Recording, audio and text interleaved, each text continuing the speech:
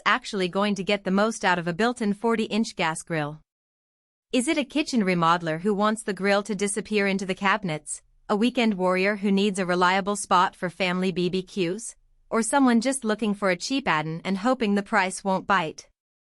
And for the everyday buyer who just wants to throw a steak on the grill once a week, does this thing even make sense, or is it a luxury you'll regret when the bill comes in? Link is in the description if you want to check the product details on Amazon. When a piece of equipment like the Summerset Sizzler shows up in a showroom, the first thing that trips most people up is the whole built-in concept. It's not just a grill you pull out of the box and set on the patio, you're committing to a permanent spot, usually under a counter or behind a wall. That means you have to think about gas line access, ventilation, and the weight of a 40-inch unit sitting on your cabinetry. If you've ever tried to retrofit a grill into a kitchen that wasn't designed for it, you know the headache. You might need a professional plumber, you'll have to cut a hole for the vent, and you'll be looking at a cost that's well beyond the price tag on the grill itself. The Sizzler is aimed squarely at that audience, the homeowner who's already planning a kitchen or outdoor kitchen redesign and wants the grill to blend seamlessly with the rest of the space. It's not a plug-and-play backyard grill you can wheel out to the patio on a Saturday.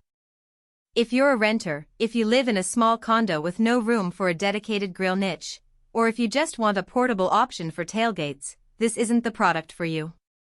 Those scenarios are where you'll end up paying for something you can't actually use, and the disappointment will outweigh any aesthetic appeal. On the flip side, if you're already digging into a remodel, the Sizzler's dimensions and built-in design can actually save you money in the long run.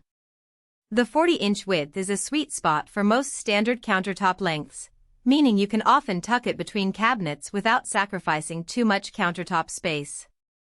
The grill's burners are positioned to give you a decent two-zone setup, a hotter side for searing steaks and a milder side for slower cooking or warming.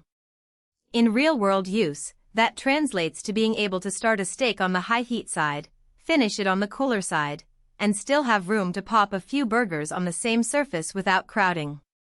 One of the practical strengths that shows up once you actually fire it up is the consistency of heat across that wide cooking area.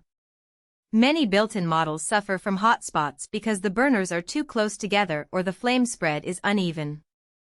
The Sizzler's burner layout, based on what I've seen from the manufacturer's installation guides, spreads the flame more evenly across the grate, which means you're less likely to have a charred edge on one side of a chicken breast while the other side stays pink. For families that do weekly cookout nights, that kind of reliability can reduce the number of trips to the kitchen to flip and reposition food. Cleaning is another real-world factor that often gets glossed over in glossy marketing videos. Because this grill is built into a cabinet, you don't have the luxury of pulling it out and giving it a thorough soak. The Sizzler comes with removable drip trays and a stainless steel grate that can be taken out for a quick scrub, but you'll still need to schedule regular maintenance to keep grease from building up in the bottom of the cabinet. If you're the type who forgets to clean after each use, the grease can become a fire hazard over time, and you'll end up spending more on professional cleaning than you anticipated. Now, let's talk about the hidden trade-offs. The first is installation cost. Even though the grill itself is priced in line with other high-end built-in units, you're looking at additional expenses for gas line routing and possibly venting. Many installers will charge a few $100s just to hook the grill up safely, and that's before you even factor in any modifications to the surrounding cabinetry.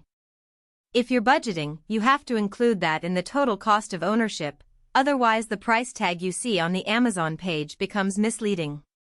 Another practical weakness is the lack of adjustable burner controls on some models. The Sizzler's knobs are straightforward, but they don't give you the fine-tuned control you might get on a freestanding grill with multiple independent burners. In practice, that means you might have to rely on the two-zone layout more heavily, using the cooler side to dial back the heat if you're cooking something delicate, rather than adjusting each burner individually. For a seasoned pitmaster who wants precise temperature management, that could feel limiting.